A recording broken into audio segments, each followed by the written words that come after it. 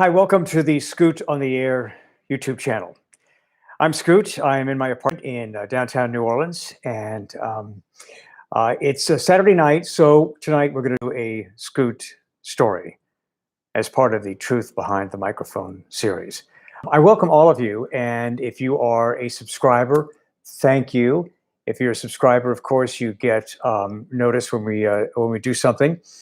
And we're building this channel. I do a radio talk show on WWL, AM, FM, and radio.com out of New Orleans. And if you're outside of the New Orleans area, or even in the New Orleans area, you can always find me on radio.com. Just download the app, radio.com, type in WWL. I'm on 1 to 4 in the afternoon, New Orleans time. And chances are you'll either love me or you'll hate me. And sometimes within the same show, you'll love me and you'll hate me. So really, this is kind of an extension of what we do. But we are building this YouTube channel to promote the show. So please become a subscriber and talk to your friends about it. It's free. And again, you just get an alert when we do something. I would love to find a way to get 80s nights, the 80s nights that I've been doing on Instagram and Facebook on this YouTube channel. But I have to work out getting the rights to use the music from the 80s that I've been using, and I'm trying to work on that right now. But right now, the 80s night, my 80s night, dance night, is on a Thursday night, 9 o'clock, live on my Instagram account, Scoot on the Air. And I'll be doing more on Instagram. I'm going to transition a lot from Facebook into Instagram, and also here on YouTube. So, you know, in my career, I've had people tell me that I should tell stories. I should tell my stories. I should write a book or tell my stories. And some of them I tell on the radio show. Some of them I don't. Last week I told the story about the truth behind the Miss Wet T-shirt contest. And so, you know, that's posted here on YouTube. You can go check that out. Tonight, I want to talk about cocaine. I'm not proud of this, but this was part of my life for a while. The good news is it didn't destroy me. The good news is it didn't last that long. But there's some crazy friggin' stories. The first time I ever saw or heard about cocaine was in the mid-70s, backstage with Rod Stewart here in New Orleans. And Rod came out of the bathroom stall doing that. I didn't even know what it was. I was actually doing a TV interview with Rod Stewart, and the cameraman was the one who was smart enough to know what Rod Stewart was doing. I didn't even know what he was doing. I guess I was kind of naive. Mid-70s, I smoked a little pot. And I was a late starter with cocaine. I mean, I went to parties. And I mean, look, because of the business I was in music radio at the time, and I'm backstage at concerts, coke was all around me. And I went to dinner parties where dessert was cocaine, but I didn't do it. I mean, it was a long, I didn't do cocaine until for the first time until like 35. And it's a terrible, terrible drug. It's awful.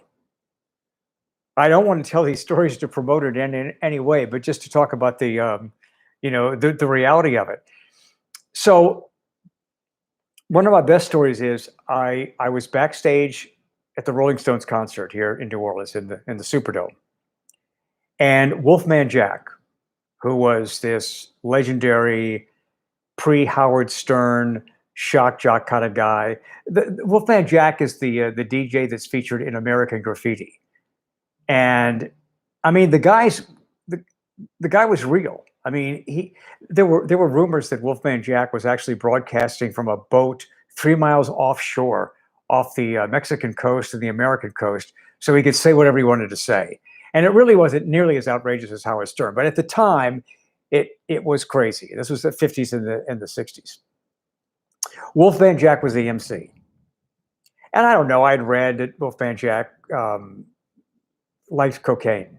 So I'm backstage with the Stones. In fact, at that performance, the Stones were so high on coke. There was this small trailer between the dressing room and the stage, and their manager would not let them go on stage because he was afraid they were going to hurt themselves. So he put them in this like trailer, and I mean, it was kind of rock. I mean, it was crazy. And then finally, they came down to a certain point and let them on. And then there's the story of Fleetwood Mac.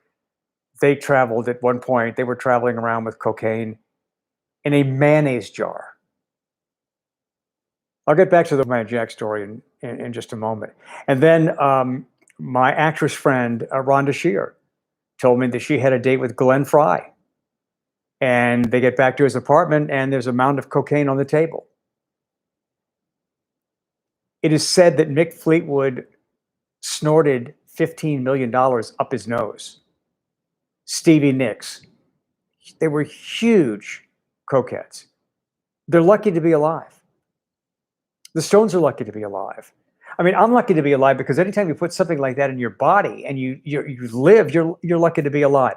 I have no desire. I have been offered coke occasionally, recently in situations. I was at Rick's Cabaret, which is a gentleman's club in the French Quarter of New Orleans on Bourbon Street.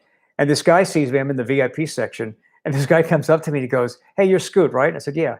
He says, "Hey, I love your show, listen to your show all the time. Hey, you want to do some coke? You want to do a bump?"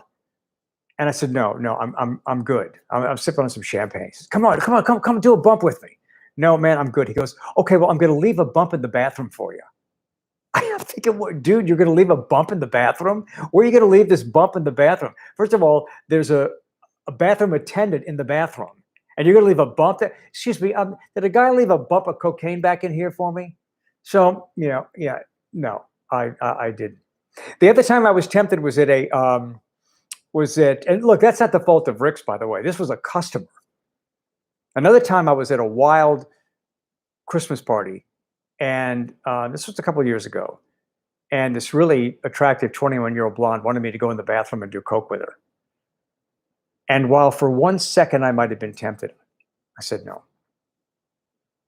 I was at 80s night one night in the Quarter, and so there's 80s music playing outside. I'm in the restroom. In the stall next to me, I hear two men and a woman snorting cocaine. And man, that was like so circa mid 80s. I mean, the 80s music, and that's when coke just really took off. That's when doctors and lawyers and not just rock stars, stockbrokers were doing coke. Well, I tell you, if you're ever tempted to do cocaine, watch the movie The Boost with James Woods. Watch that movie because it's very realistic. And thank God none of that ever happened to me. Okay, so let's go back to the Stones. So I'm backstage with Wolfman Jack, and I had just bought a vial of coke for the weekend, $100. And I go to Wolfman Jack and I say, I live in downtown New Orleans, so you may hear sirens, and you might hear a little thunder because we got some showers down here. So anyway, so I go to Wolfman Jack before the Stones come on. He's the MC of the Stones concert. And I say, "Hey, Wolfman, you want some coke?" And he said, "Sure, thanks." He took the whole thing. He walked off with the vial and the spoon. I never frickin' saw him again. I'm thinking, dude, I just bought $100 worth of coke and you're going to walk off with it? Anyway, so I kind of learned my lesson not to offer coke to too many people because they might just, walk off with it. But, there were so many backstage situations where coke was really prominent. But before I started doing coke, I was still exposed to it a lot. And again, I'm not proud of this at all, but I'm just being honest. And this is just a Scoot story, part of the Truth Behind the Microphone series. So I was with John Mellencamp's band backstage in Baton Rouge. And two of the guys in the band offered me Coke. It was a meet and greet party.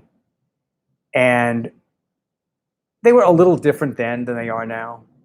I mean, this was a little, it wasn't just like a line going through where you could say hi and you could take a picture. No, this was kind of a backstage party before the concert. And two of the guys said, hey, you want to do some Coke?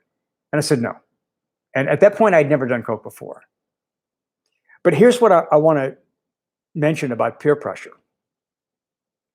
I said no, but it didn't mean that those guys lost respect for me, because the next day they were with me going out in New Orleans. And in some way, I guess they respected me for saying no to them, because they called me and they wanted to go out. They had a day off in New Orleans after the concert in Baton Rouge.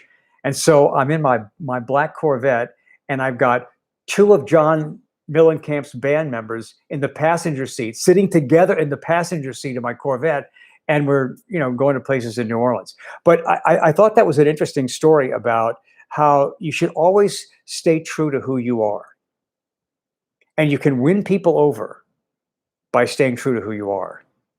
You don't win people over by just submitting to a peer pressure. People don't remember you, because I guarantee you those guys will remember me over the guys that said yes, yeah, I'll do Coke with you.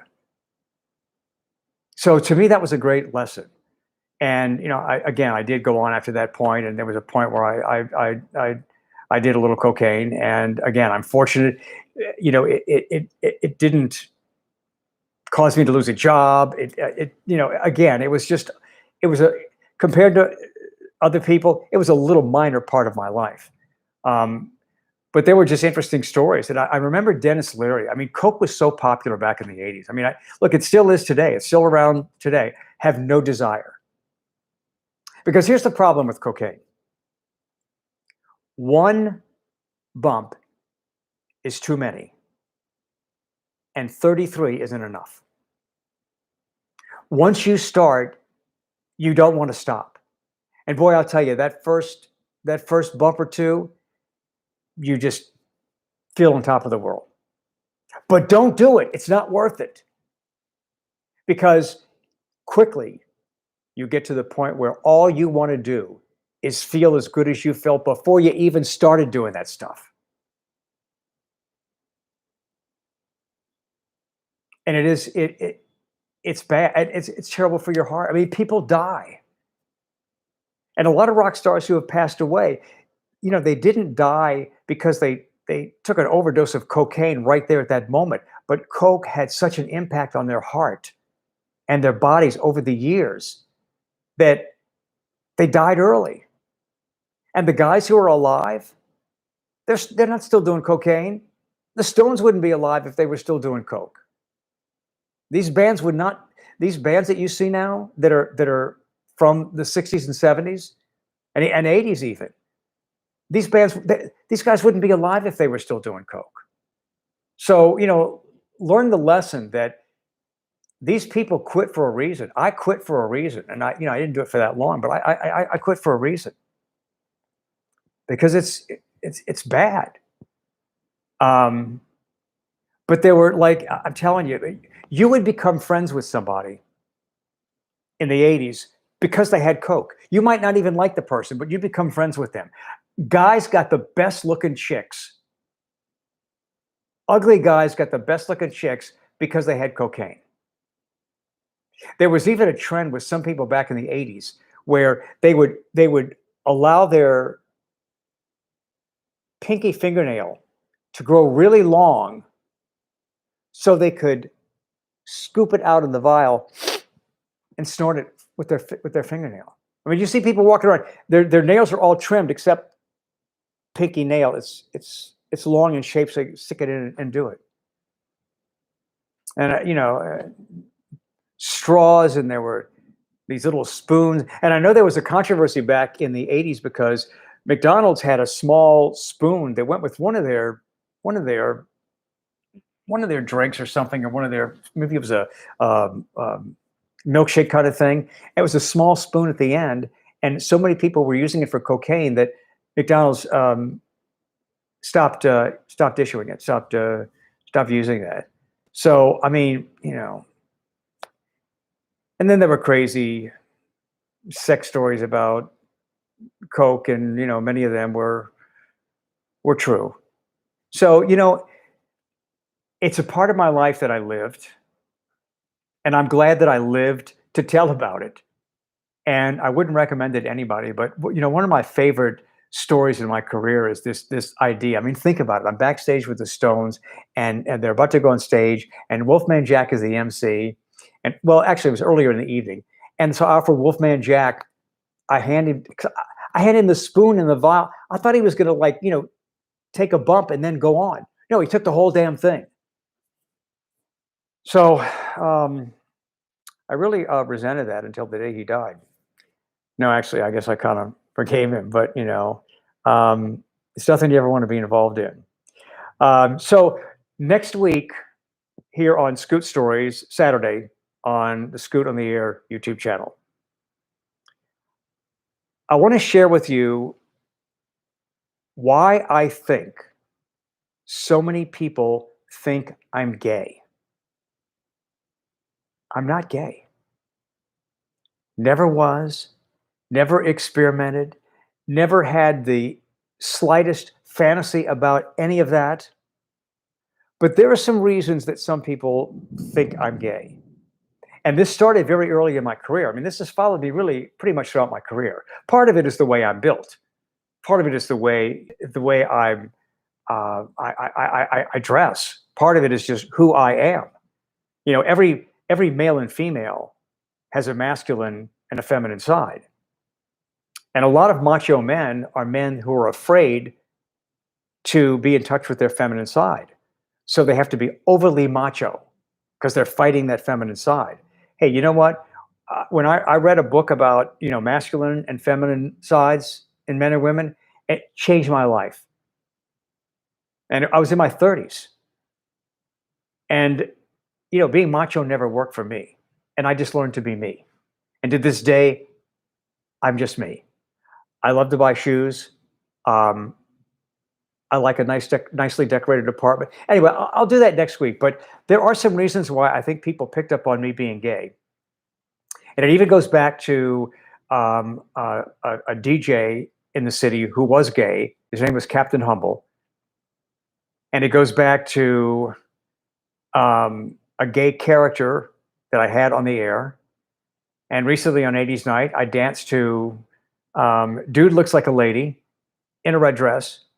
And I did like a virgin Madonna wearing a costume mock-up of the short mini wedding dress that Madonna wore in the 1984 MTV Video Awards. So what else did I want to tell you? I guess that's it. Oh, just one. Let me just mention this one thing about how popular cocaine was in the 80s, and maybe it still is this way today. But Dennis Leary, who I love, great comedian, great actor, great writer. In one of his specials, Dennis Leary told he made some comment to the effect of, cocaine was so popular that you made friends with people that you wouldn't ordinarily have been friends with.